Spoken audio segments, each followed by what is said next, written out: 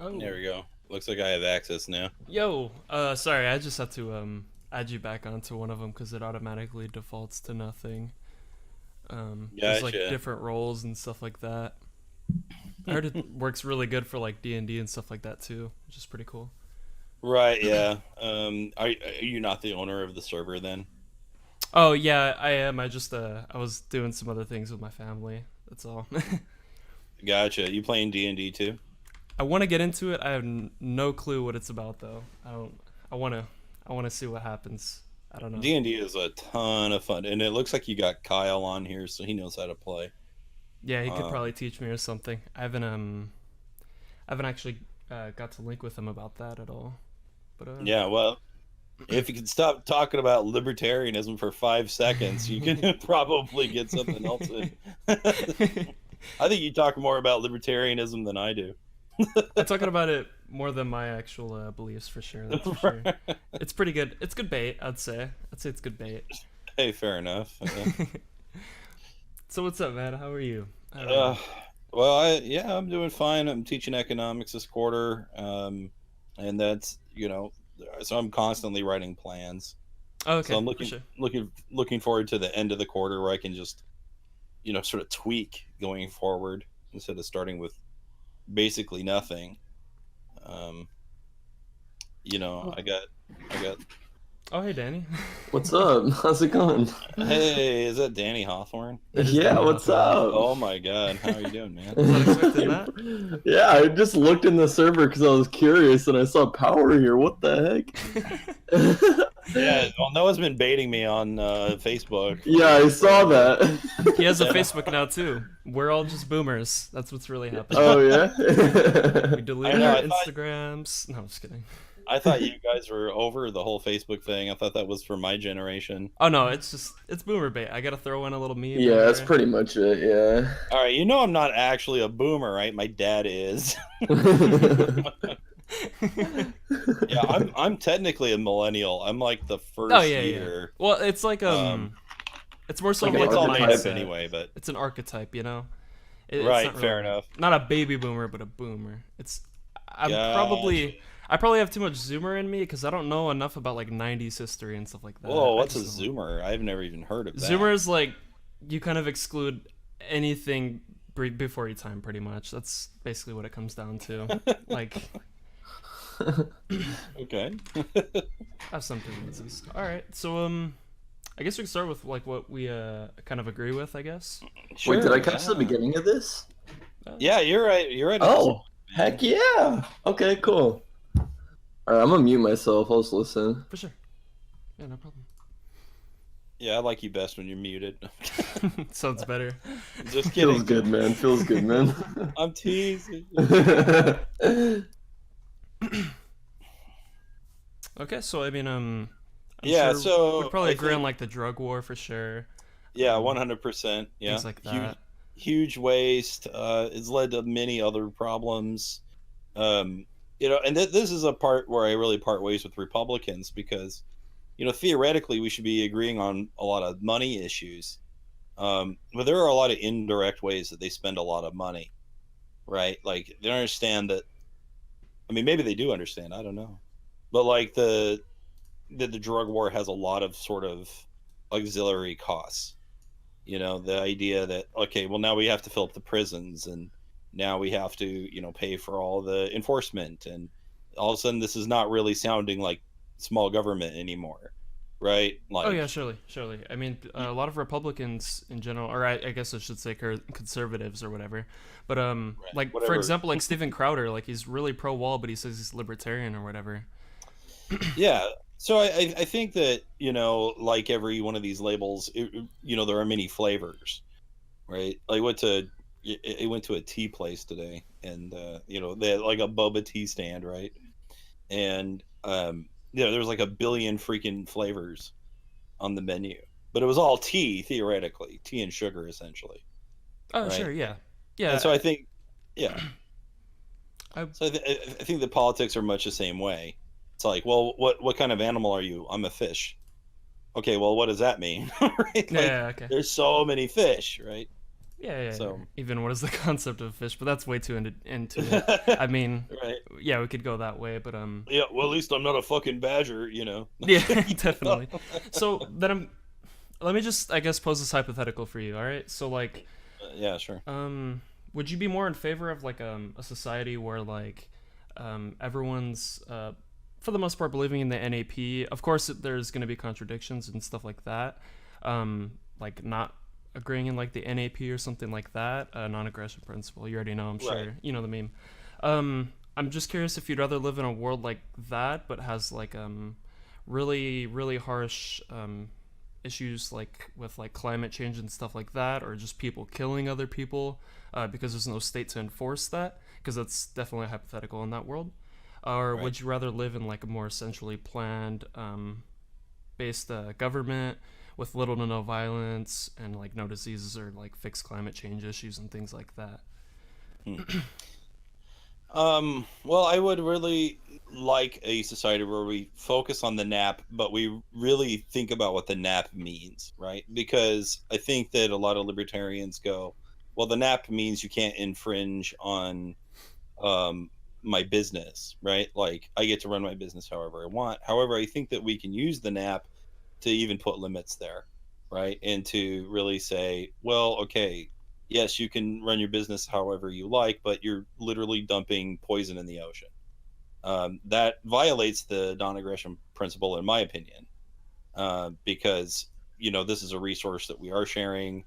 I mean, I guess if it was your own private property where you could, your water supply could only travel so far, and it would only affect you. You can do whatever you want with your own land, I guess, right? But it's like if there's any way that your shit can affect my shit, then in my opinion, you're violating the NAP.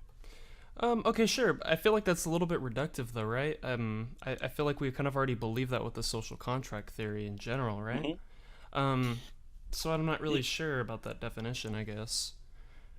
So yeah, I mean, I think I definitely believe in I talked to Carlson about this because I wasn't sure exactly how to label myself. I'm not a philosopher. For sure. So Hmm. he basically said, well, I think you're a contractarian, and looking at the definition, I think that that's probably pretty close to right. um I think that human society basically works because of our ability to sort of trade and cooperate with each other. um and I think that using non-aggression is just like a clear extension of that. Um, so I think that sometimes people can take the idea of the nap to say, well, I'm free to do anything I want, and I think that there are things that at a certain point do violate the social contract theory. I don't know if that Okay, so helps. yeah, I guess I just need this cleared up a little bit. So you're saying that like people can like get together, I suppose, and prevent like this specific capitalist from stopping all this like waste and stuff like that, even if it's on their property, yet it still would affect you in some Right. form or fashion. I'm sorry. So I'm not an ANCAP, right? I think that there does need to be some form of government, Government and I restriction. think Sure. and I think that the government, if we look at the Declaration of Independence, right, like the government should exist to the ends of securing natural rights, right, life, liberty, and our pursuit of happiness. And I think property is part of liberty. Um, Um. Okay. No. Keep and going. My bad. yeah, I know we're going to disagree on that, but that's okay. Um, I think that if someone's coming into your house to steal your shit, there should be something we can call on for that. Um, I mean, obviously, I also believe in the right to bear arms, and so you're the first line of your own defense. But failing that, if someone sends a large force to you, you need to be able to answer that. Okay. Sure. So I guess what I would say is like a I would probably agree with you to some extent, of course. I where I disagree is on things like policy, for example, probably. So I don't even if I were to take this definition of the NAP, which I don't necessarily think it is, um, even if I take it to this extent, I think I could still justify in that framework things like Medicare for all or just different healthcare plans in general, for example, more leftist ideology, and I don't Right. think that infringes on I suppose, this definition of NAP whatsoever. Right. Well, for me, healthcare, it's not a question of NAP. It's a question of, do I want there to be more or less healthcare? Or do I want the quality of healthcare to be higher? And I think it does better under a market system. Okay, sure. I haven't seen much evidence for that. Mainly for the Well, simple fact that the United States has the most, advanced medicine in the world. It's expensive, but everybody. yeah, exactly. My question is for benefits from who? that. For who exactly? Who is that really helping? I suppose. Well, it helps all of humanity in the long run, right? Like the most innovating, um, the highest innovations in medicine are done by capitalist countries, or at least I should say market countries, because there's not really so many like pure capitalist countries. Most developed nations are mixed economies, Sure. right? I mean, yeah, but I mean, you have people like Martin Shkreli who have a monopoly, or at the time being, he had a monopoly on this certain drug. I can't remember what it's called exactly. It's a few years back. Right. I think that's quite literally like evidence. I guess like against your claim, would it not be? No, I disagree because the cure is developed if there is one, right?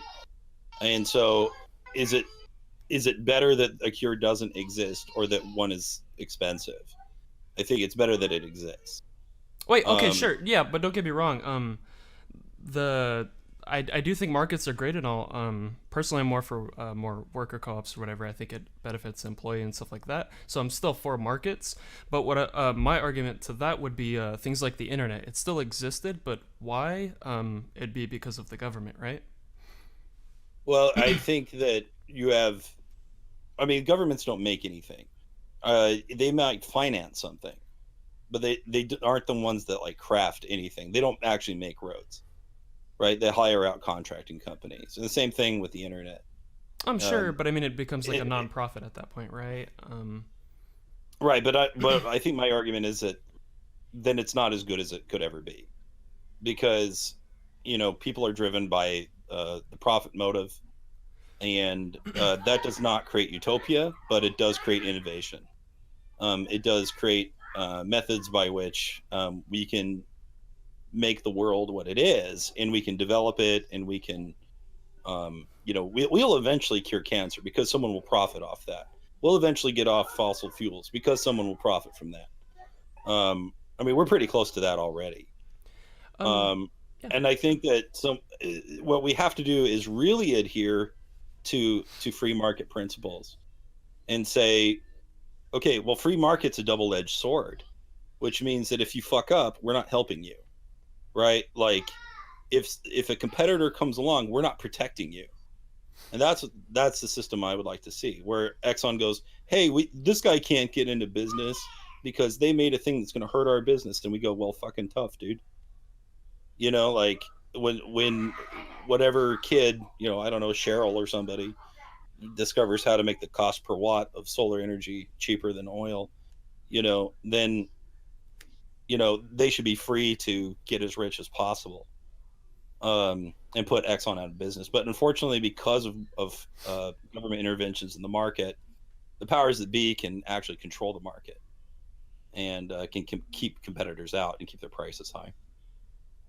Sure. I just don't have any empirical evidence, I suppose you could say, that proves that things like environment's been fixed through markets whatsoever because of the profit incentive.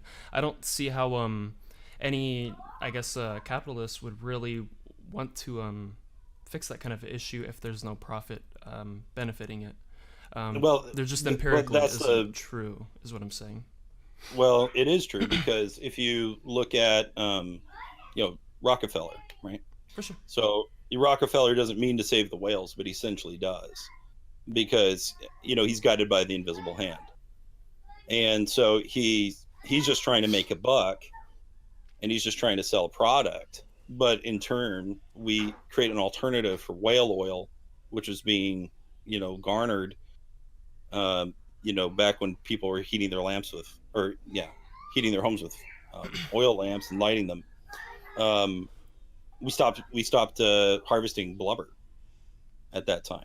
Now he doesn't mean to save the whales, but he does it, right? Wait, Yeah, I would agree that he saved the whales, but I would not agree that anything in like, including the Industrial Revolution, did anything whatsoever to help the environment, like at all. Point blank. Well, well, it doesn't solve all the problems, right? Well, I don't think it But solved most problems. Even I think it furthered us down the rabbit hole of these issues with the environment. Is my well, except for now we're on the road to the next thing, right? And so the nature of technological progress is exponential. And so what we're going to do is we're going to say, well, here we have an answer, we have a new way of doing things, and it's going to lead us to the next thing, which is going to lead us to the next thing, which is going to lead us to the next thing.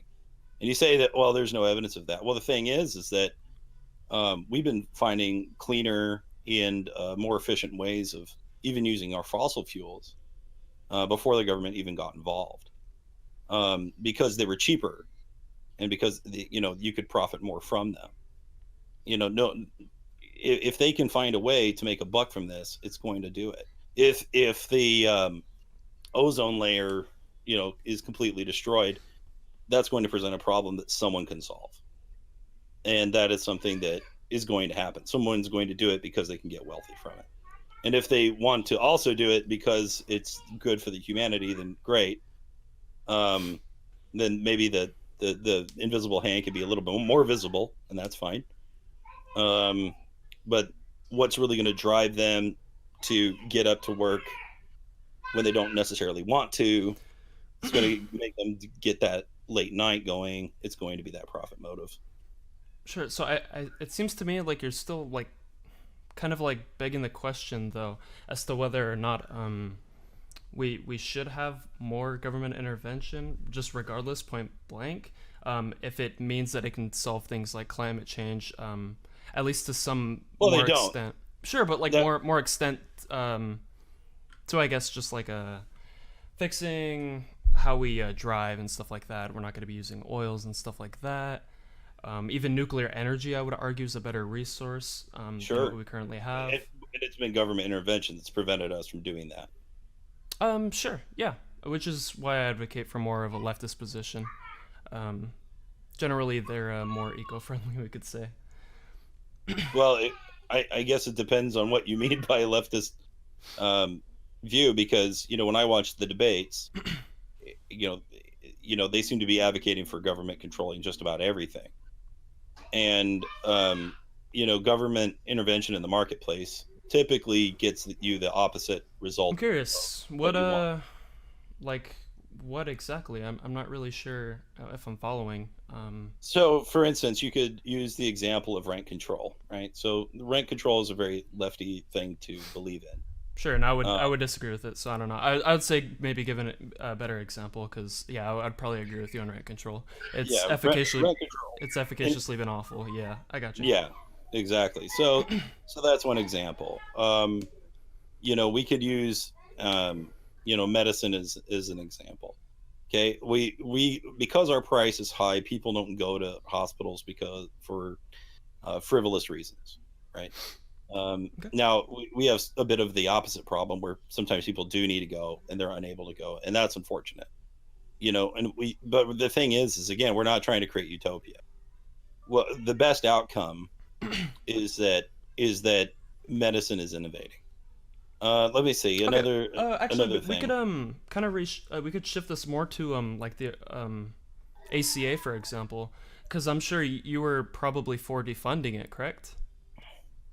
Well, I'm for a pretty much completely laissez-faire, open market version of healthcare. Sure. So like, And I want to heavily deregulate that because I want more competitors to come in. I want people to be able to get, licenses that are much easier to obtain, or maybe to ignore licenses and let people assume their own risks. I want people to be able to come to your house again. I want there to be the cheap Walmart version of a doctor, and that can't exist under the current protectionist system. okay, we can get more into that after this point that I want to make, or a question I have to Sure, ask. fair enough. So I'm gonna guess that you were for defunding ACA, right? Sure, yeah, fair enough. So there was like, I don't know, let's say like 40 to 60K people that were just completely lost without healthcare. Like, what do we do about those people? Well, you have to think about why that is, right? And the reason why they can't, it's the same reason as rent control, right? Because regulation has driven up cost. Protection against what is it? Litigation has heavily driven up costs, right? We all we have to do is free up that system, and somebody can make a buck from selling cheap healthcare. Sure, someone can Um, make a buck, but I'm saying, what if these people can't afford it? In most cases, the ACA, the people that it funded, they couldn't afford healthcare from a market system. right, but what I'm saying is that we're not really using a market, right? Like some people are benefiting, but these sort of healthcare agencies, these insurance companies that you're talking about, these guys help write the legislation that limits them, right? And they do that because they want to keep competitors out, because they want to decide their own prices. They want to fix their own prices. In an open market, it's consumers that decide what prices are, or rather, consumers and sellers together. But in a protectionist, monopolistic system, then the producer gets to set cost. And right now, it's impossible to do that. And so that's really where our trouble is coming from. So what would we do in the meantime about just these people? Well, I don't know if I necessarily have an answer for that, because I'm not a healthcare expert. But I would say that in the long run, it would be more beneficial to just open that market and say, you know what, we can get, if you don't need to have the insurance anymore, if you can have access to somebody else, then great. It's just that there would be that transition period, right? Where we don't Okay, yeah. where we don't have that infrastructure yet. And so that would suck, right? And I'm not saying it wouldn't suck. It would totally suck. But right now it definitely sucks, right? Because when we make things affordable for everyone, then that means that cost can be whatever we want it to be. I mean, you look at education. Why is college so expensive? Well, it's because it's so heavily subsidized. Because the government essentially has a bottomless pocket. And so when you say, okay, well, now I'm going to pay for your loans, or I'm going to insure them, then the bank's going to just say, okay, fine, well, you can take out any insane loan you want. And because there's so many applicants, the college has no recourse but to drive up prices to try to weed out those applicants. And on top of that, they have tons of candidates that have amazing grades, that have been Yeah, okay, involved definitely. in every which thing. They have to have some sort of reduction process. So I'm just curious as to like so you're kind of for funding things like a police force and things like that, right? Um, Sure. Yeah. just generally, I'm sure you could apply that same logic to healthcare. Wouldn't see why not. Well, I'm just not sure how you would make money from law enforcement necessarily. Like, again, law enforcement goes to your natural rights. You have the right to, essentially Well, not be sure. attacked They by they make people. they make money from the people, correct? From taxes Well, and stuff like that. yeah, Whereas they're in a healthcare attacked. system, it would be the kind of a similar thing, right? It wouldn't be limitless spending. No, because when it comes to a product that you are consuming, um, then you're going to have a shortage whenever there's government intervention. I And so, Is that true though? I've never seen it in most Scandinavian countries. Germany, for example, Canada. Um, no, these countries have been lasting, let's say, about like 30 to, I want to say, 100 years on their healthcare systems, and they're much more left-leaning than what we have currently. they Or experience even shortages on a regular basis. They have long waiting lines. People wait months to get the care that they want to. Not in all cases, in um, most cases they don't actually. but in the UK especially, they've experienced a lot of these problems. Yeah, I would say they've experienced a lot of them, but I wouldn't say most of the time that actually occurs. All right, and again, I would also go to the question of, well, even if they were providing healthcare more often, they're not driving it. They're not driving the technology. That's something that we're still doing. you know, we generate more scientific paperwork. Well, again though, the Uh, funding can still come from the government, though, correct? I think we already agreed on that, right? I would not say that that's the most efficient way to do it, because again, you're consuming a product. When it comes to law enforcement, there's nothing that you're consuming.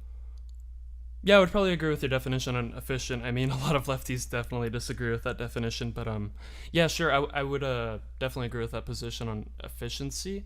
However, I don't necessarily know if that's actually true in this case. Um, Yeah, I read a lot of economists, and I study these things. The work of Thomas Sowell.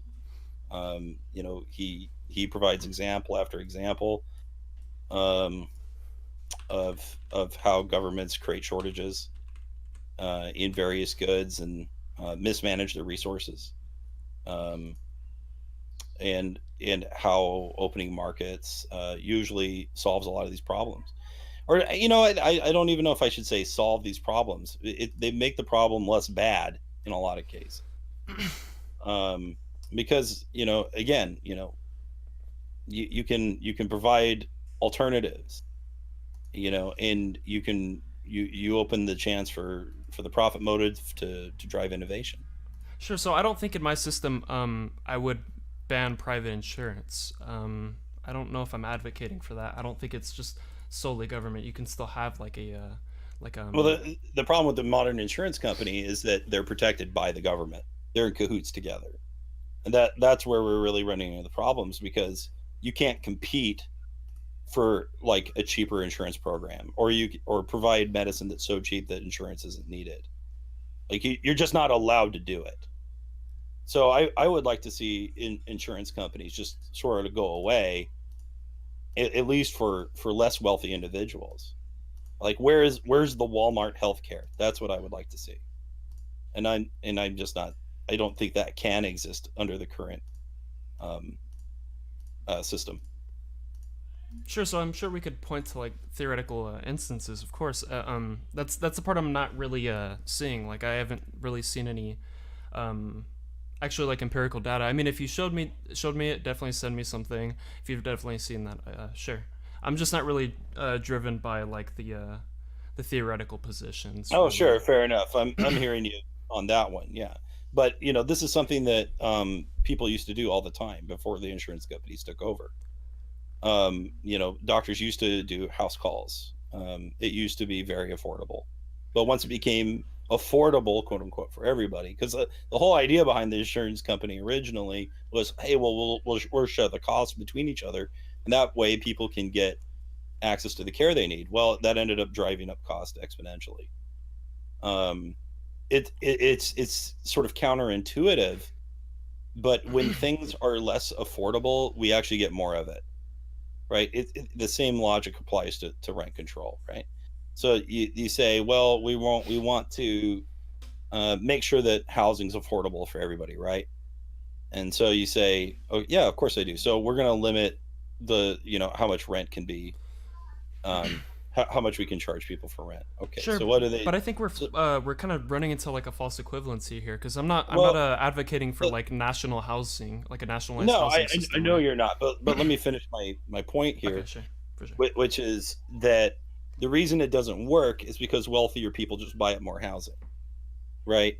And people that were taking roommates no longer take roommates. People that uh, relied on marriage no longer do.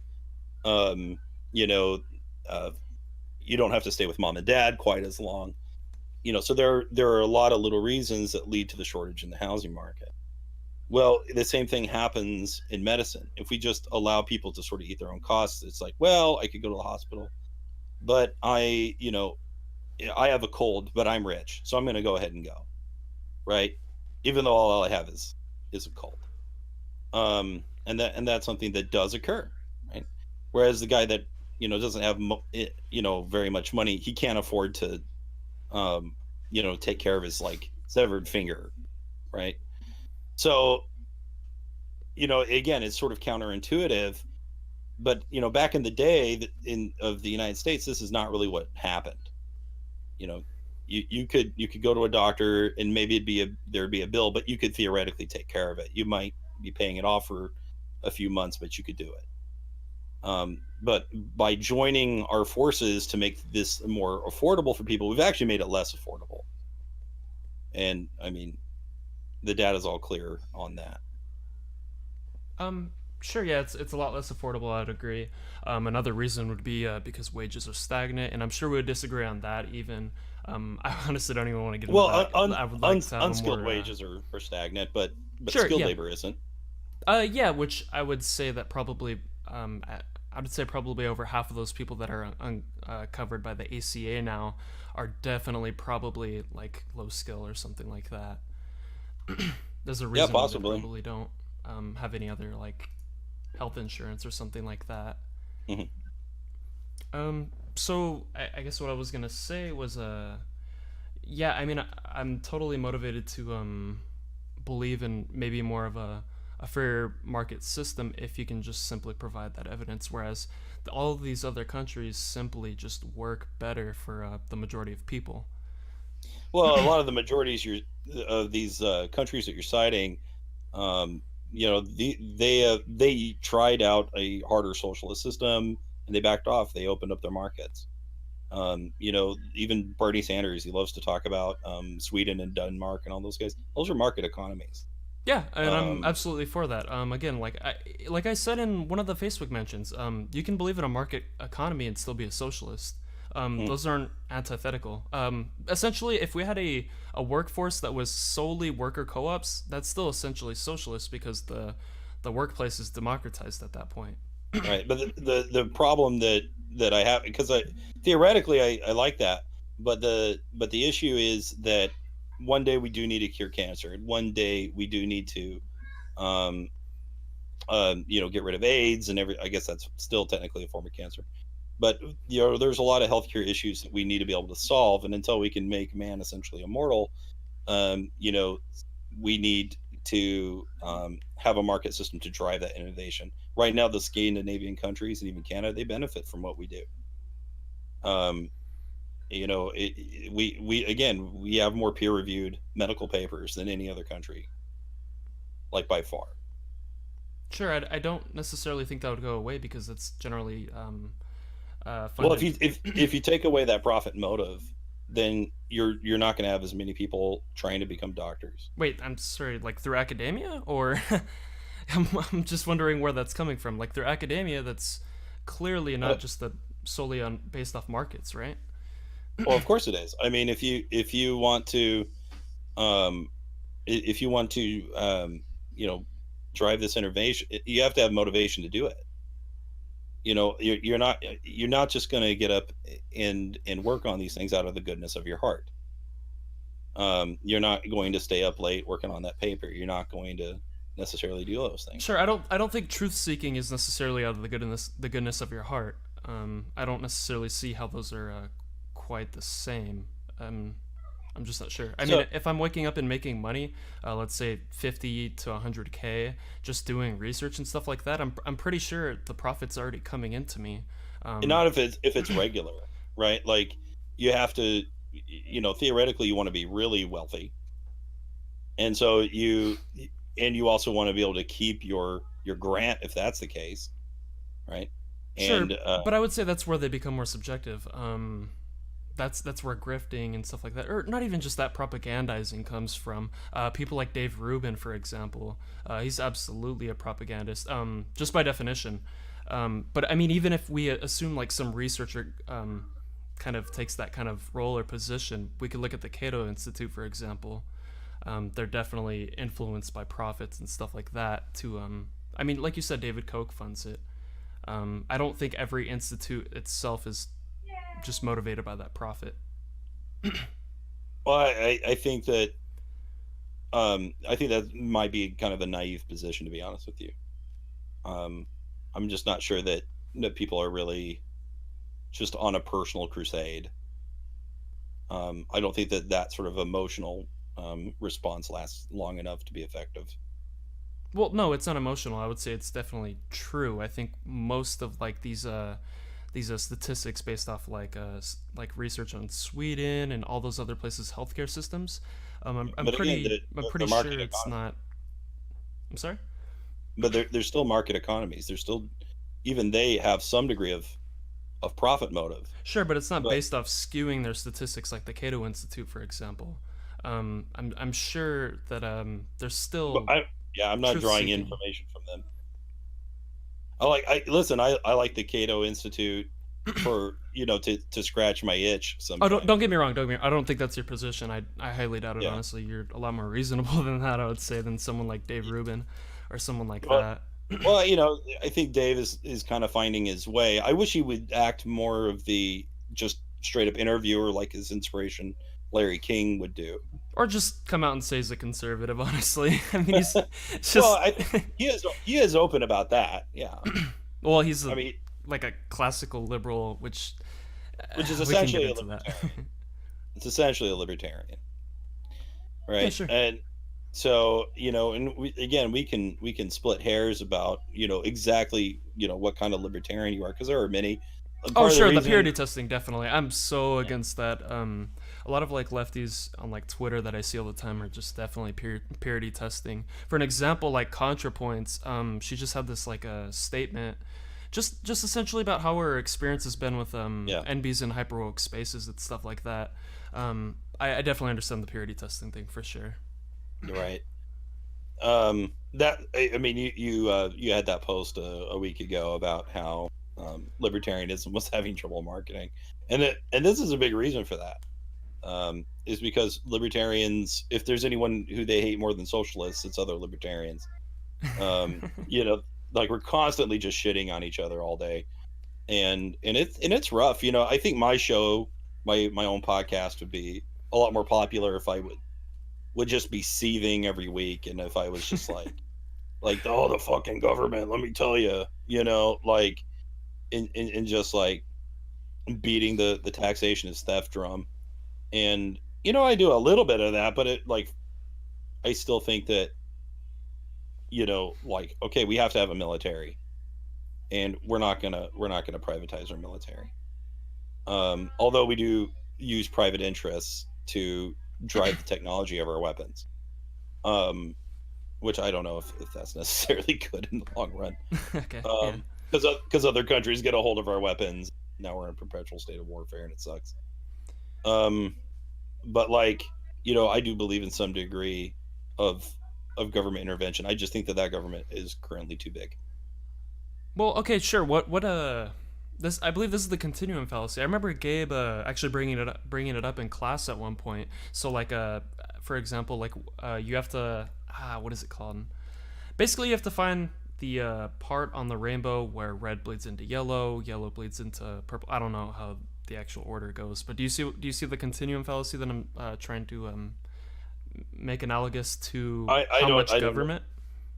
I Well, I'm not sure, but where I would draw the line is, does this piece of legislature protect natural rights? Yes or no? And if the answer is no, you don't do it. You allow private entities to run that show. Well, If the answer is yes, this protects natural rights, then you have a government to run it. okay, sure. I'm curious. So do you believe that as like a objective thing that we have natural rights? So this is a part where I'm still sort of forming my own philosophy, right? Because politics is eventually limited, right? In terms of, well, I just like this set of issues versus this other set of issues, right? Yeah, yeah, Right. I totally get that. Right. I kind of meme with Danny about that. I we have like this little inside joke through a community. It's called the Destiny. His little Twitch community or whatever. I always just Yeah. joke and call him morally lucky or whatever because we kind of both talk about morals and stuff like that, morality and Right. shit like that. But yeah, yeah, definitely. You're trying to form some kind of like a moral compass, I guess. Yeah, so I'm working on it. So I'll go out and have drinks with Carlson every now and then, and I'll be like, okay, well, here's what I'm thinking, and then he'll ask me these questions. So I'm like, oh man, I don't know, pretty rough. Like, I haven't thought about that part. Um, yeah, I mean, for the most part, I go back to Locke, and then somebody like Carlson would say, well, where where does your morality come from? How do you justify that? And I'm like, oh, I don't know, I've never thought about that. um because I don't believe in God. Yeah, for sure. And so Carlson's like, well, therefore you don't have any thing. But I just go to maybe I mix Hobbes and Locke a little bit, and I say, okay, well, I believe in natural rights, and essentially it's because we as human beings have learned that we can survive more effectively by working with each other than not. um the guy that runs around and shoots everybody and steals their stuff is actually not very successful in the long run, because he gets killed by the police, he kills himself, standard bystanders kill him. Sure. So then, just by that line of logic, you would agree that that can justify more government intervention, correct? Yeah, if it is for the preservation of natural right. Well, no. I'm saying by us working together. So like for example, like using a democracy to I guess suppose judge what's best for the most people, for example, or just us as people working together. See, that's being where more I think efficient. it's tricky, right? I think it's tricky there, because I don't think that democracies necessarily represent your rights either, right? Because you can have tyranny of the majority, right? And so I like our American system, Representative democracy. Sure. Okay. yeah, For sure. um, because we have to check the mob with the philosophy itself, right? Yeah. But I mean, Locke, you're not Locke a... says Oh, if go we ahead, I'm all sorry. vote, Locke says if we all vote for slavery, we're still wrong, right? Like we're still just going to say, sorry, Alabama, I don't care that you voted 99% in favor of slavery, you still don't get to have it. Okay, You sure. know? Yeah, I mean, I could definitely put like some like hypothetical to kind of show you what my framework works as. I'm more of like a rule utilitarian, I guess you could say. So I don't Sure. think anything's intrinsically right or wrong. I don't think we could innately, objectively justify natural rights or something like that. I think generally the social contract is only justified by the state enforcing those rights. Yeah, I think I even agree to that to a certain extent. Um, because yeah, there's no inherent right or wrong. We just sort of have favorable, disfavorable, right? Like a preferable outcome versus maybe a less preferable outcome. Um, Sure, kind of like a hedonistic approach to it, for sure. sure, but it goes beyond hedonism. It's like do in which system do I actually have food to eat? And I think that's why I always say, okay, philosophy is all well and good, but really this is an economic question, and I always try to pull it away from that. You always try to pull me back Okay, the sure. other way. Sure. Well, no, Because I would argue like places like I don't want to defend them. Trust me, they have so much more issues. But I mean the price fixing specifically, there are certain instances where it has worked. Like right now, currently, man, I don't really want to defend them, but like in Vietnam, for example, you can definitely get tons of rice to live off of for um, pretty much your whole life. Like you're pretty much set. Of course, you can make the argument that they're gonna run out or whatever, but I mean, we can't really calculate that, right?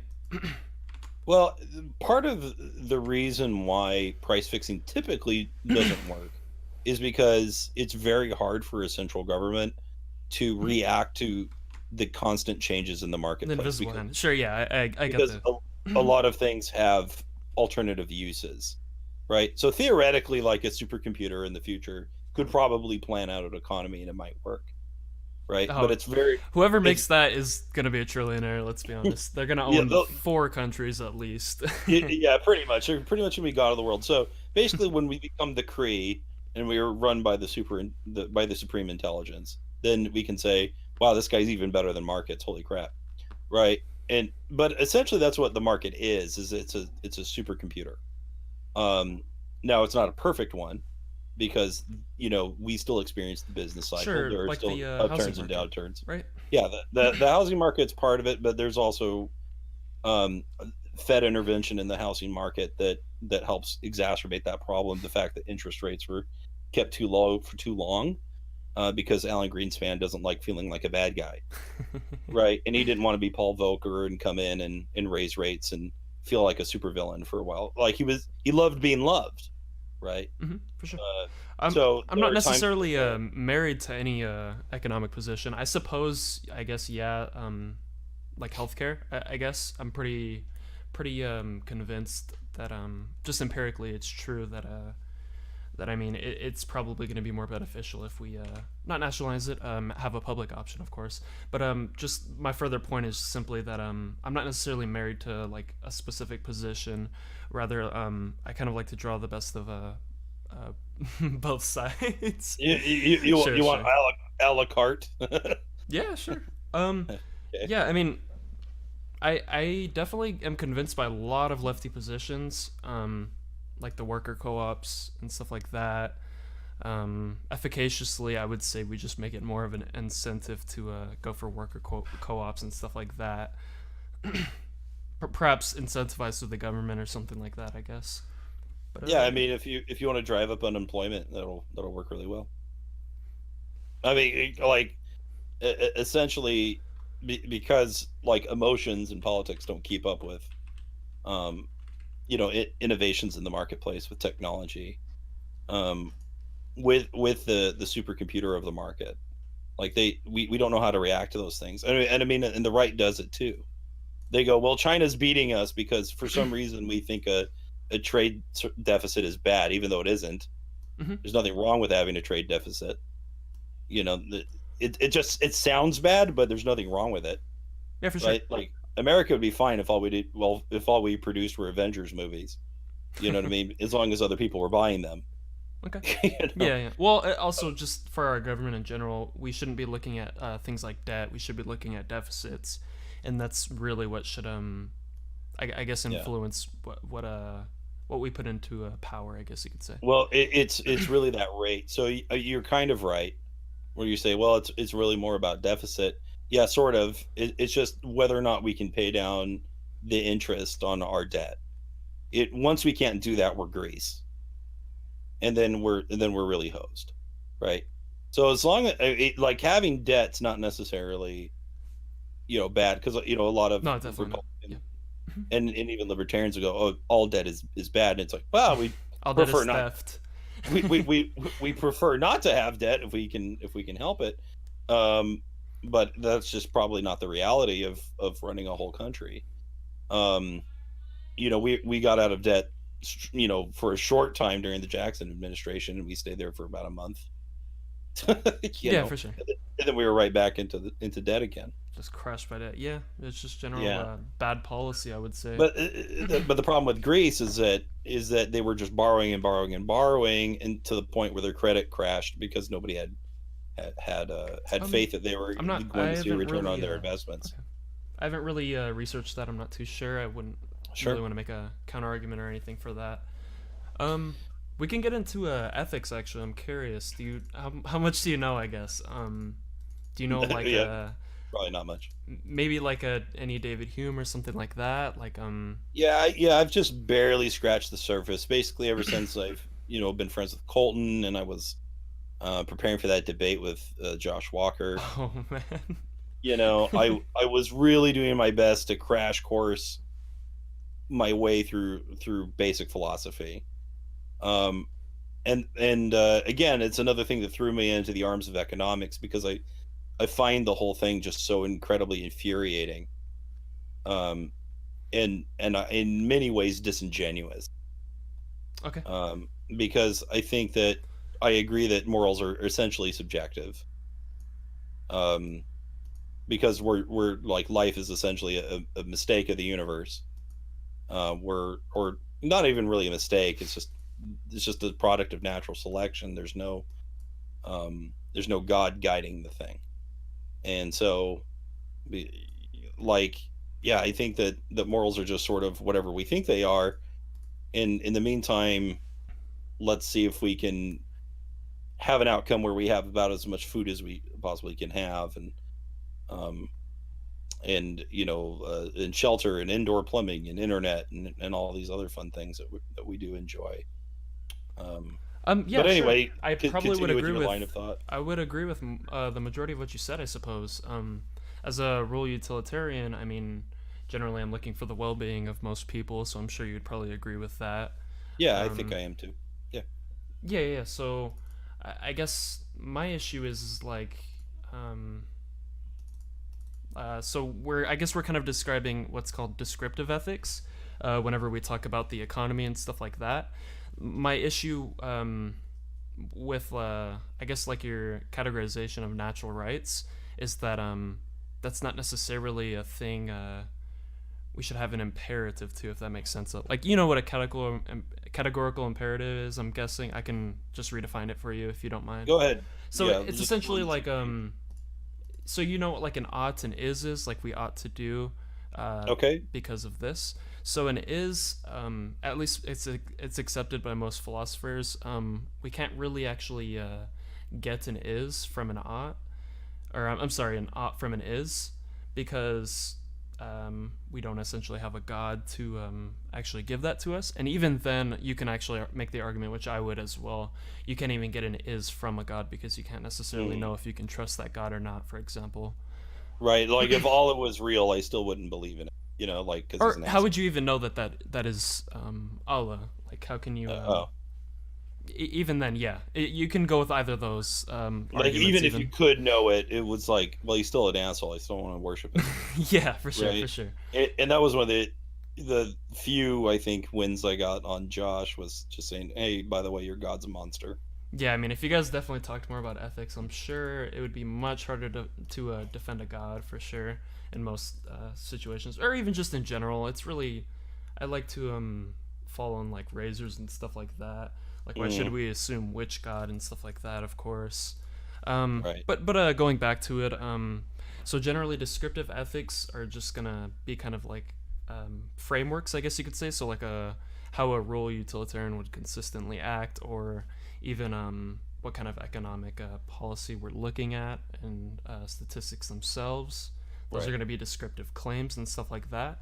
And I guess my argument is against natural rights, for example, would be that we don't have a ought to actually follow that, if that makes sense. Well, I think that natural rights are just a useful framework, right? I think it's a good way to define what does social contract mean in a few easy rules, right? Like if we're essentially trying to, work together into achieving favorable outcomes, then here are three quick and dirty rules, and if that's useful, great, then we can. Then I can go along with your utilitarian view, right? And I can just say, well, if we protect life, liberty, and property, then we've essentially um, achieved a greater end. Um, I don't know. Does that make sense? Um, Somewhat to an extent. I'm not sold on the property part. I'm definitely sold on like the pursuit of happiness and stuff like that. But I don't think Okay. that's necessarily ordained by anything whatsoever unless you have a state. But even then, I wouldn't say it's necessarily ordained because we have to make reasons to justify that state, of course. Right. And then to that extent, I would just say, well, then again, I'm going back to economics because I would say this is the best outcome. This is where you have a country that's has so much food, we actually have an obesity problem, right? Like Mhm. there are ways that we can achieve that, and so I think that that's where science trumps philosophy. Well, okay, sure, but like with our system, we do have. I don't want to bring up the numbers because I'm not sure, but we definitely have a lot of people that I guess are without houses and stuff like that. I'm not for rent control, as I said. I'm just curious how you would actually fix those issues. Would you Yeah. just stop government intervention from housing markets and stuff like that? And then I would have to Yeah, ask. definitely. Like I think you can't really get rid of homelessness until someone comes up with some crazy technology. Sure, like you nationalize housing or something like that. I'm just kidding, but Well, well, I just well, even if you nationalize housing, you're just not going to have as much producing, right? Because as prices go down, so does supply, right? That's the law of supply, right? It's basic sure, supply I'm and I'm demand. curious on the production of housing and stuff like that. I'm definitely sure in America we have enough houses to house the poor, I guess you could say. And I know like the next argument would be like, well, what about renting, in which whenever you rent, that's gonna fix like utility bills and stuff like that. Yeah. And that's where I'm kind of conflicted at right there. So the law of demand in economics is that the higher the price something is, the more of the quantity demanded is. Or sorry, the higher the price is, the lower the quantity demanded. Right. So essentially, when things are more expensive, you want less of that thing. Right. And the law of supply is essentially, it goes with it. Like the more expensive, the higher the price something is, the more producers want to produce that thing. Right. Because they can essentially get more profit. Well, what we achieve then is something called equilibrium price, right? That's where the supply and demand curves meet. And when they hit that point in the center, that's basically the maximum point where producers can maximize their profit and buyers can spend the least amount of money, right? Because they both have those conflicting interests. One wants to make the most money, one wants to save the most money. So there's a certain point where profit is maximized. That's called equilibrium price. And whenever you have, say, a rent control, what you're doing is you're setting price below equilibrium. Okay, so Yeah, what yeah, you've for sure. done.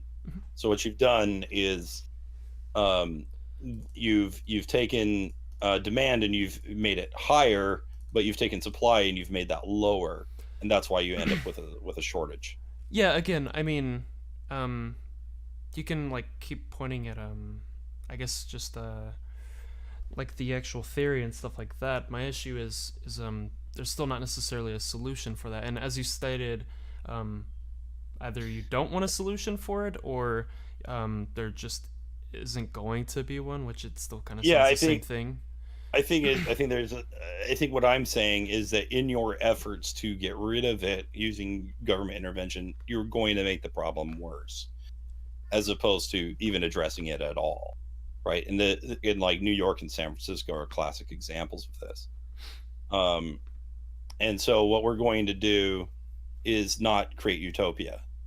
We don't necessarily know how we're going to solve homelessness in the long run, but I know how to not make it worse. Yeah, sure. I'm not advocating for utopia. I'm just advocating for fixing the majority of these problems. I don't think that's necessarily utopia. Because of course, I think someone's going to come along and they're going to be like, "Listen, man, I literally made Capsule Corporation from Dragon Ball Z." Right? Like I figured it out. Here's a cap. It costs $20. You now have a house. Right? Like that guy is going to make a boatload of money, and then essentially homelessness is going to die.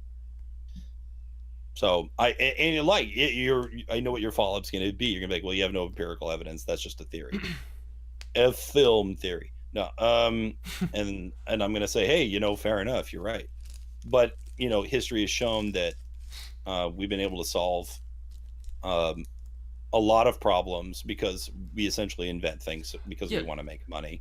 I mean, the fact that we have running water on demand and that we just waste it, is like a miracle. Like we have indoor plumbing. I mean, that's insane. Our standard of living nowadays, by and large, is higher than lords in the medieval era. We just, everybody pretty much has a smartphone, which is like insane. I mean, yeah, but like we have devices in our pockets that communicate with satellites in space. Again, yeah, I get these statements. It's just my issue can result and fall back into like my original point with healthcare is like I mean, yes, Sweden has iPhones too. I mean, they have running water in their housing, but they also have the majority of people will have a healthcare coverage, at least a lot more than people in America, and also they'll have more money in their pocket because of it, regardless of if taxes are being increased or decreased, depending on what your what's the word? Your fiscal policy? Your bracket, I suppose you could say. Oh, I see. Your tax bracket. Yeah, my bad. Yeah, tax bracket. Yeah, but again, part of the reason why they have all these is because they've been opening up markets. Now you're saying, well, okay, but they still have, socialized healthcare. It's like, well, fair enough, but they're still benefiting over our innovation that we're creating over here. And I think that that's market driven. Sure. I already. So yeah, And we I would think agree with. once we get to the point where we have solved all of humanity's healthcare problems, I think we could maybe have the discussion like, well, okay, well, now is this a right? But if we want to continue innovating, I think it's dangerous to do so. Um. I mean, sure. Um. I had a few issues with because I think if we continue that conversation, it's kind of just gonna be circular, you know.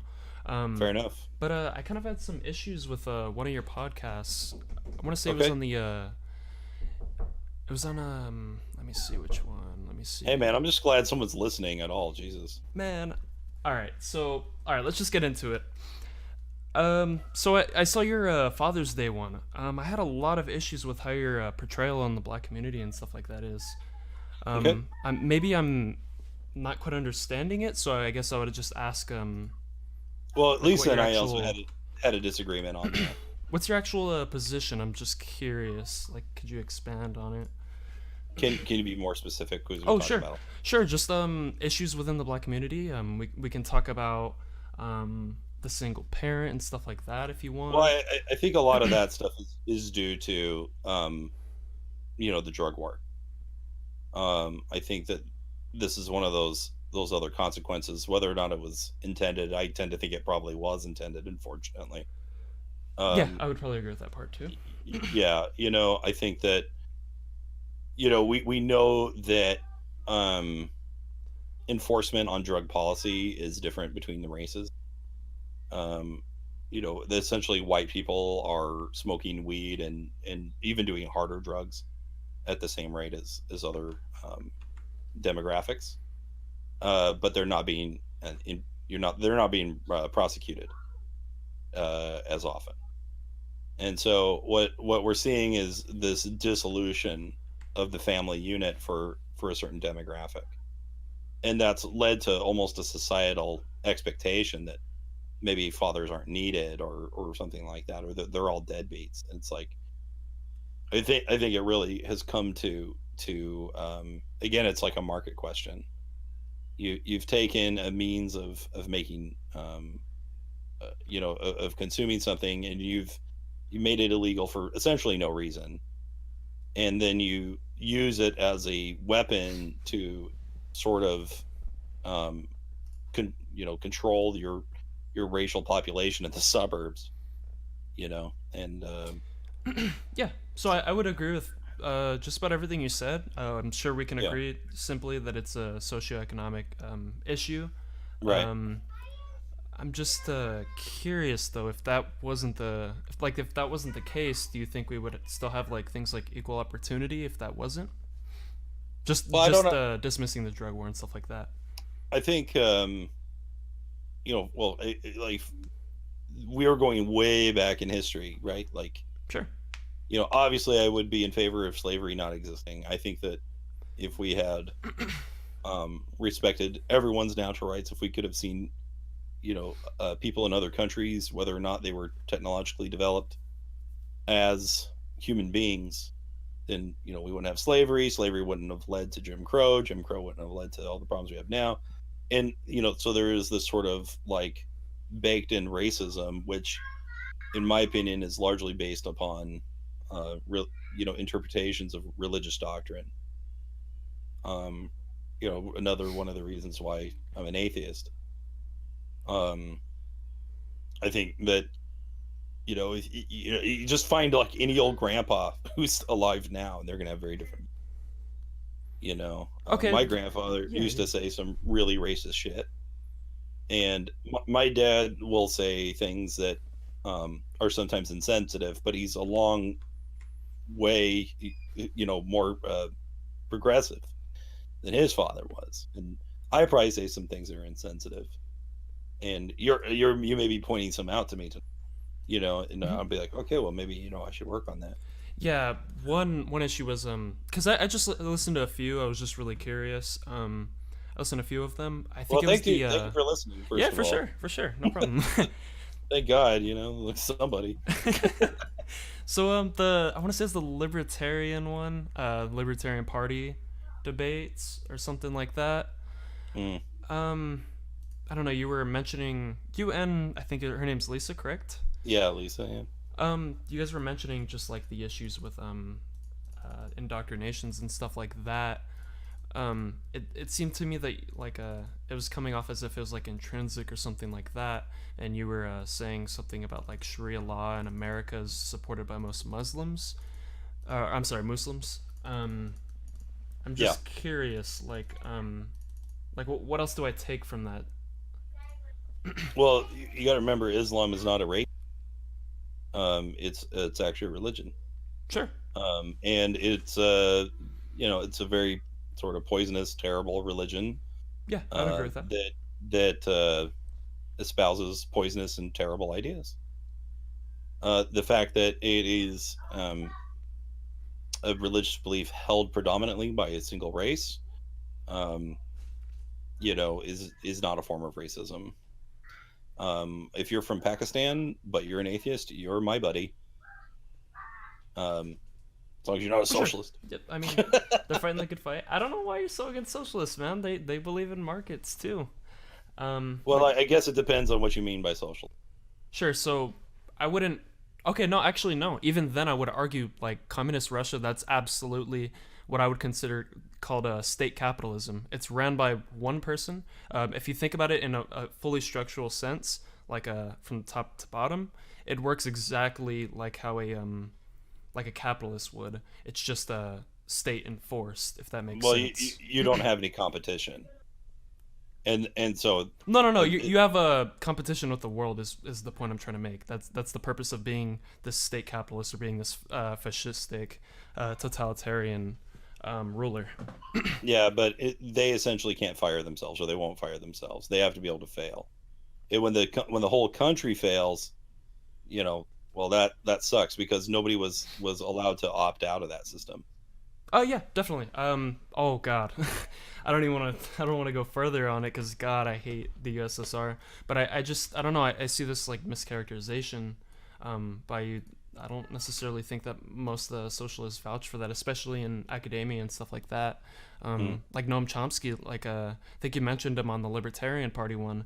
Yeah, he's definitely for like market socialism and stuff like that. Yeah, I think that just makes it worse. But yeah, go ahead. Market socialism or yeah, I mean, basically, you need markets to be as free as possible so that they can fail. Oh no, so okay, what I'm saying is fascism, like with the USSR or totalitarianism. I'm saying that's state capitalism, whereas market socialism is worker co-ops running the market essentially. A democratic workplace is what I'm saying. Yeah, but then you're just not going to have producers. You know what I mean? Like you can then you just have a tyranny of the majority.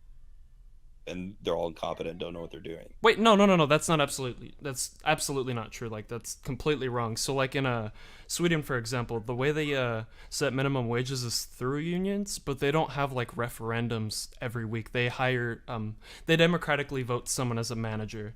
So essentially it's not going to be like you're fired this next week because we all voted you're fired next week, if that makes sense. There's still going to be a manager running the shots, right?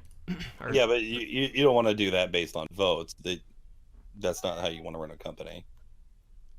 Because they don't necessarily know what they're doing. I mean, like, who do you want to steer the ship on your boat? Like the crew or the captain? You want someone that is trained and knows what the hell they're doing. Sure. So what if there's 3 captains that can run it efficiently in 3 different aspects? Then the company can choose to do that if they want. And correct. But not in works, this like solely. Because the problem with socialism is that when your problem doesn't work, you're still guaranteed your job, and so like you can't pivot as quickly as you need to. Wait, but that's actually just completely true with capitalism too, correct? With the capital, you not can't just at get all. fired. You can only fire yourself, though, correct? Well, you're gonna end up being bankrupt if you don't respond to market needs, and so the public essentially fires you in that case because they're no longer buying your product. Sure, and what I'm You're describing, dollar voting, not voting, and that's the important distinction. sure, what I'm saying is that there would be both in a democratized workplace, and it's they're not going to necessarily be counterintuitive. For example, it makes workers happier in these places like Sweden. I can definitely provide examples. Richard Wolff did a really good video, if you know who that is. He's a really Marxist influence economist. But yeah, I mean, I could definitely show those examples where they not just work, but they work much more efficiently than other capitalists in Sweden or even Brazil. They have one. I wouldn't give that as a good example because we're not trying to be like Brazil. I would say we're trying to be more like Sweden or something like that. Definitely. I think Sweden's trying to be more like us I don't think that's true because they because have they healthcare used to be a systems. they healthcare is one example, but they used to have a lot more socialized and nationalized businesses, and they backed off on that because there were even China is opening up its markets in order to actually make money. Sure, you can still open up markets, but it can be for who exactly? So in Sweden's case, it's going to be more for co-ops, and that's still going to be a market, and that's still going to be socialist. I'm not saying they're quite socialist because they still have like more of a mixed economy. Um, Uh, there's still going to be capitalists there, and they're still running their businesses really efficiently and stuff like that. My argument is simply that it's going to be better for each worker, and also it could indeed actually help um, businesses from crashing or just going completely down because of that well, barrier of businesses people voting. sometimes, but they need to, right? Like, do you miss A and P? Um, Do no. you even know who A and P is?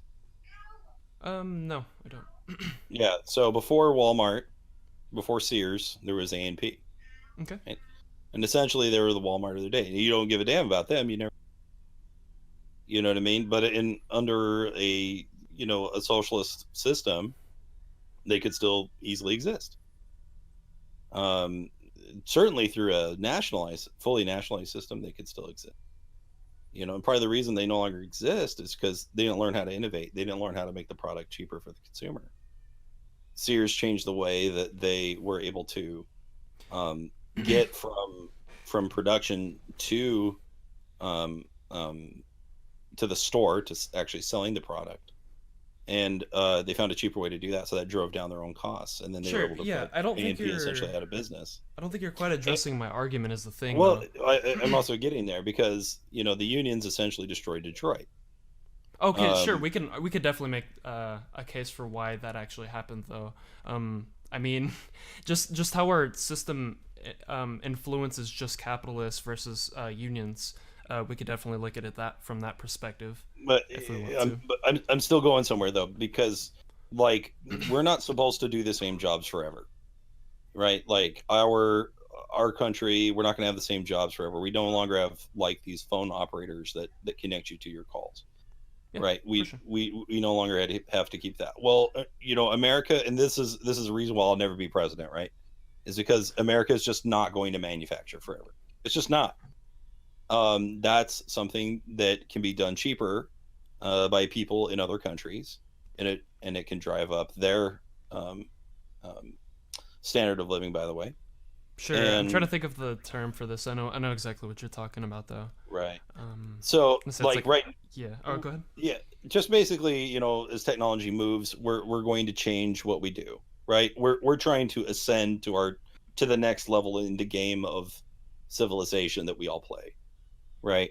And so we're going to end up in the system of trading, right? Like no country produces everything for itself. Nobody does that.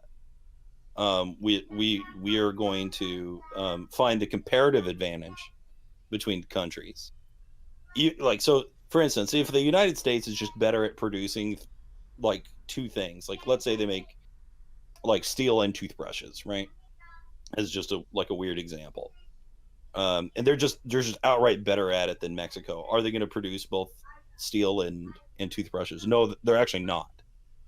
They're going to find who pays the lower opportunity cost in producing that good between the two countries, and then they're going to trade. And what we're at right now is a transition between, we used to manufacture things and we used to export that, to we don't do that anymore.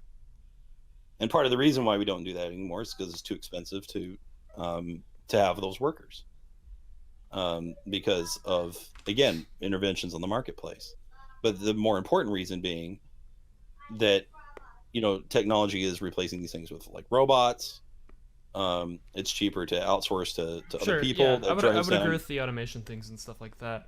I don't So- know. It just doesn't seem like you're actually addressing my point in the fact that unions can be just as efficient. I can definitely provide evidence if you need me to, because being a union, you can still compete with other unions and stuff like that, for example. And I can definitely provide evidence for that if you wanted me to another. But time. you can't compete with an unionized force, not as a business. You can make your workers happy, but that has to be highly skilled labor. If you have essentially unskilled labor, then yeah, it's just not going to work out. Like, you're going to no, that's not true at all. Because again, in Sweden, because they have a minimum wage, again, it's not enforced by the government, which I would agree that's a better route to go. I would much prefer. That's fine. I have no problem with that. Yeah, but what I'm saying is we would still have a minimum wage based off unions and stuff like that. Whereas like a capitalist can't I have make no that problem with actual voluntary.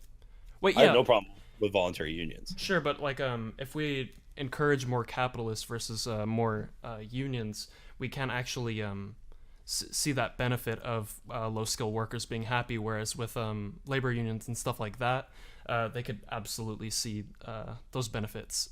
Higher minimum wage, for example, in Sweden. Also, the healthcare system, of course, but we don't have to get into that part because we already kind of did. But specifically, yeah, minimum wage, just overall happiness in those other countries because of their unions and just kind of how their economy works, makes overall better improvements. I guess you could say. How do you measure happiness? Sure. So like surveys and stuff like that, I'm sure, and that's usually what I see based off the evidence. It's going to be based off surveys and stuff like that. So you basically just ask people, "Are you happy? Yes or no?" Yeah, and then Skill. also with their healthcare or with their business, ask them specific questions how they feel about their job. Right. That's going to measure some kind of happiness. I'm sure we could both agree on. Well, I don't know about that, because again, I think happiness is pretty much subjective. That's why we guarantee the pursuit of happiness, but not actual happiness. Right? Like, that's a very important distinction, because I don't know what happiness is. I don't know what happiness is for me or for you. Now, more and more people might say that they're happy, but maybe part of the reason why Americans aren't saying that they're as happy is because they fucking love to complain. We're all Karens, and we're all like upset and want to talk to the manager, because essentially life is so good that we live as gods, and like we don't appreciate things.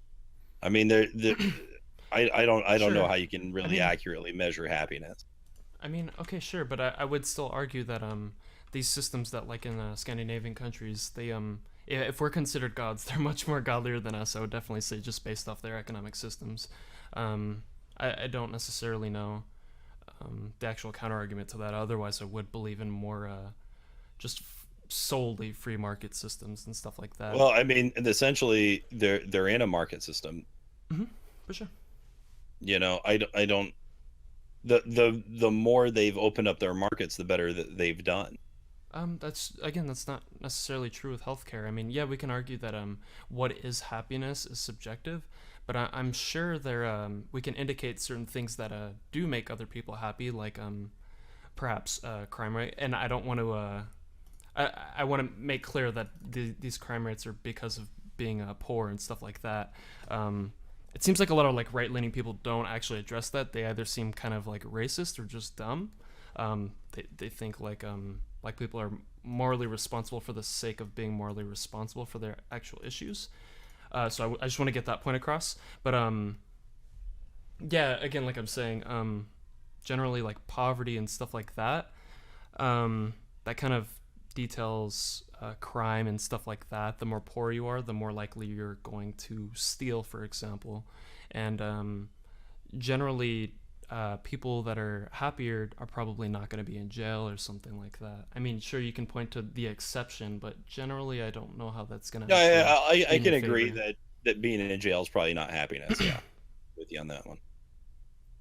Yeah, and they have lower crime rates. They have lower health issues in general, and Hmm. I would assume those are what points to their happiness. Yeah, there's some fair criteria there, but we could really break down the whys that is, and I think just say, well, because of healthcare is cheap. I'm not sure that that's an accurate, or Well, I it's shouldn't say not accurate, cheap; but it's free, right? it, So, for example, I can look at I a don't think that that's an efficient explanation, or not efficient, but a sufficient explanation. Like what other factors are involved? Is there a history of slavery? Is there illegalization of pot? That sort of thing. Is that I mean we you have to really break it down. You can't just say, well, healthcare is free, therefore everyone's happier. That's what sure. led to it. As I was saying, wealth inequality is much better over there. Their minimum wage is much higher, and that seems to indicate why the majority of people there are happier. I'm sorry, and pretty much every Scandinavian country, there's not one I could actually point that that isn't true. Yeah, well, there's a few things I could say. Like one, For sure. those countries are a lot smaller. Oh, for sure. I And mean, yeah, we could even look at like Canada or Germany, for example, if those are yeah, more both suited. both both much smaller countries. Okay, Well, not in terms of size when it comes to Canada, but in terms of population, it's not. Yeah, they're definitely a lot smaller than we are. They don't have as many conflicting subcultures as we have. Um, but like I say, there's just more to it than just saying, well, minimum wage is higher. If we raise our minimum wage, then we're going to see drops in employment, and then you're not going to see as much happiness. okay, I'm curious actually. I have done massive amount of research. It seems to me that increasing minimum wage over time, there isn't necessarily any data to suggest against it. Um, in the sense that it is going to decrease employment rates. However, it seems like it's only going to be the people, for the most part, that are working two jobs already, in which that increase over like 4 to 6 years would absolutely justify that. Hmm. Um, yeah, I mean, we would have to kind of break all that down together. Um, but I think that ultimately, it is for the individual producer of that business to say, well, I want to do business this way, or I don't want to do business this way. And it's up to the consumer to decide whether or not they want to support that business. Um, whether or not it matters to you more if a worker is well treated. We can have competing systems that Oh, okay, say, yeah, sure. But I think that goes back to the, I guess one of the first questions I asked is, I guess it's kind of like the rainbow analogy. Where do we draw that line to the point where it's like, well, what I'm saying is not we shouldn't draw lines for the most part. okay, sure. So Right. if we shouldn't draw lines, then I suppose we could say we could pick a top or a bottom approach, into which I said either more government intervention or less government intervention. And it seems to me that more government intervention in this case would absolutely be more beneficial in the long run for just wages and wage stagnation in general, and probably happiness. I would assume based off other countries Well, that have I higher think that minimum wages. we are definitely experiencing wage stagnation. I'm gonna totally agree with Yeah, that. I think you'd have to, right? You're right. Including like Yeah, with other wage gaps and stuff like that. But that's another topic. But yeah, right. But I'm not concerned about wage gap. I'm concerned about standard of living, and what we have access to is, you know, essentially nothing short of miraculous. sure. I would agree that our standard of living is much higher than like Somalia, like places that have less government intervention, or even more government intervention, like Venezuela or something like that. Um, Again, my issue is why should we only look at standard of living, whereas we can look at like cost of living versus like the Scandinavian countries, even like Germany, for example. Costs of living in the United States are much higher in liberally run countries, or not countries, states. Yeah. Oh, my bad. My bad. Let me make this clear. I meant to say cost of living versus like how much someone's income is, if that makes sense. So if you're gonna have higher minimum wage, it's gonna be closer like Well, I mean, above the poverty line, I guess you could say. that's already true. I mean, if we the minimum wage in California, where living costs are higher, is higher than it isn't here in, say, Arizona. Yeah, I guess Yeah. to be more direct and specific is what I mean is granted if you increase the minimum wage, the poverty line is still going to go higher technically, correct? Um in that sense, but at the same time if it's Yeah, the line goes higher because the line is arbitrary, right? Like essentially, we have a lot of people below our poverty rate, but they live much better than people um, doing better than the poverty rate in some other countries, right? Oh So yeah, it's yeah. My issue is just we should focus on the first world countries. because Comparisons, we're kind of like in the middle at that point at best, usually. I really don't think it matters if someone is insane rich. I have no problem with that. Oh, People get really yeah, I understand completely. Yeah, definitely. yeah. I have no problem with it. I'm not envious of right. I do want. I would like it if people had enough to eat and they had a place to live and that place to live was not prison. That would be really nice. Sure. Um, I guess my argument, if we want to just look at purely like a philosophical level, is why do those things matter if you're not healthy? I guess we could look at it that way. well, I think that any the reason why we're not healthy in the United States is usually because of decisions we make with our food in Well, particular. sure, but like diabetes, I want to say is like 20. My mom's diabetic, so I kind of want to keep track of those things. Sure, but she's like type 2 or what? I honestly don't know. I want to say she is Is type it two, is but it based on upon her consumption choices? it's not. But Oh, it's not. I Okay. don't even think that necessarily matters because I just can't find a line to draw at that point. I mean, that goes back into the whole determinism thing and stuff like that, and then questioning why we should actually base a line off that option of free will and determinism. However, we define free will, it's not like true free will or whatever. But going back to what I was saying though is tens of thousands of people. My mom's only covered because she's a teacher, I guess you could say. But Okay. 20 to 40,000 people are just completely uncovered. And again, you're gonna argue that it's price fixing and stuff like that, which yeah, I would agree. Honestly, price fixing's an issue, but again, I mean, it's still it seems statistically more true that if we have like a more government intervened healthcare system, I guess you can say, it seems like it's gonna help those people out more. Yeah, but then I would just again go to innovation in that marketplace, which is very important. And you can say, well, Denmark and Sweden. It's like, well, yeah, but we're making all that stuff. We're making all that possible for them because we have the profit motive. Sure, I don't think it eliminates that profit motive if we don't ban private insurance and stuff like that. But And but even I mean, even then, if these people fund it, I don't necessarily see how that destroys their markets because their government buys it off of us, whereas they're not actually competing in markets for those things. right, but a government, where are they going to get the information from? Like, who are they going to like? Okay, so recently we had, and I know you don't like comparisons, but um, when it came to Mark Zuckerberg being grilled by Congress, like, did you watch any of that? Not really. That No, make you you can that you can make- explain it to me though, definitely. So basically, they were like, "Oh my God, we finally learned how social media works, and now we're all freaking out, right? Like, because everyone in Congress is old, and they're like, what the hell, right? They just learned the internet wasn't actually a tube, and they're all like shocked, right?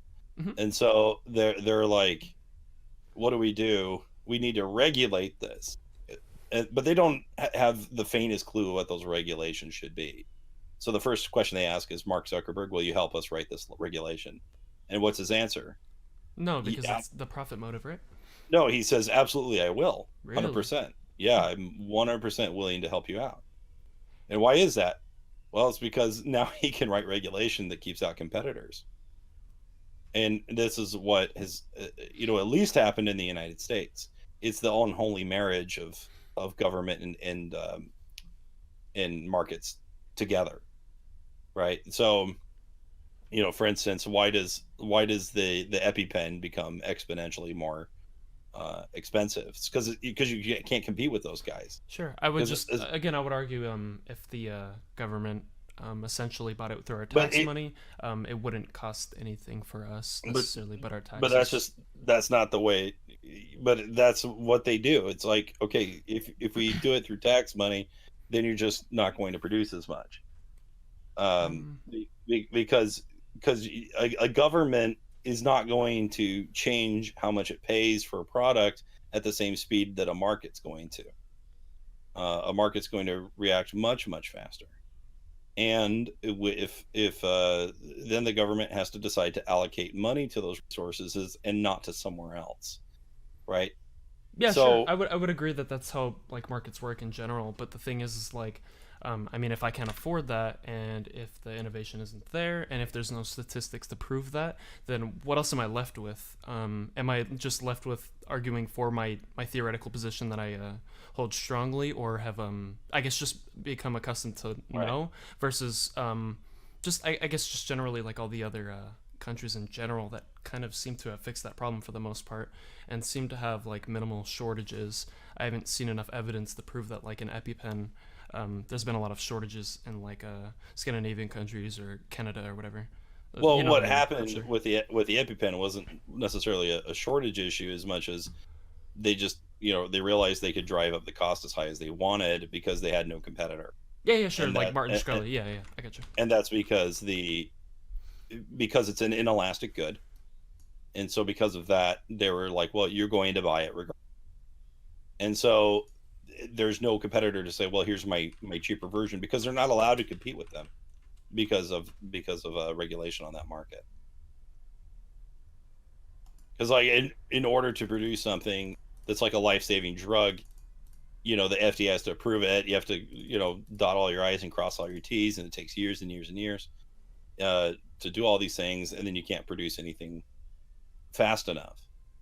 Um, and then even if they do, then these pharmaceutical companies that are in bed with the government that have lobbied the lawmakers, they're going to decide um, that, hey, that guy can't compete with us because he doesn't do this exact thing, so therefore he doesn't qualify. So I'm not going to say like, hey, a company doesn't exercise greed and they don't try to keep out competitors. Of course they do, but the only thing that gives them the power to do that is our governments themselves. So what I want to do is have a system where you are free to fail, and other people are free to overtake you. Um, you know, we have to have this sort of natural selection view of business. Um, Okay, I'm you know, curious. it, it, Why should it, we exactly? because if you have the freedom to be defeated, then the way that people are going to defeat you is by getting a bigger market reaction, which means that they're serving the public, in a better way. Like either they're producing something cheaper, or they're increasing the quality, or they're increasing the quantity of the thing produced, which would probably also drive down price. Um, Yeah, I suppose, but it just seems like it doesn't work in certain instances, like healthcare and stuff like that. I'm not advocating for things like food to be just nationally ran or anything like that. well, the, Um, the problem with our healthcare in the United States is that it's not a pure market system. It is heavily regulated. There are tons of requirements in order to become licensed. You essentially have to go into a massive amount of debt to even become a doctor in the first place. We are an overly litigious society, so we have to worry about doing, like, doctors do more paperwork than they do actual medicine. And this of course slows down the process of them being able to reach more patients. um, and they're essentially ran by these by these insurance companies. Like, I actually do want to free people from greedy companies as well, right? It's just that because you have these well-intentioned ideas, you've made medicine very hard to get. And so I want the guy that is able to sell his skill at a lower cost, and for someone to be able to assume the risk of dealing with them. Information's a lot easier to come by, training's easier to come by. I think this is something that's very viable in the current age. Okay. Yeah, I don't know. It just seems to me like we should focus more on pragmatism and stuff like that, rather than actually just advocating for a more open market system and stuff like that. If it seems like well, if you want to do it pragmatically, we can strip away regulations a little bit at a time.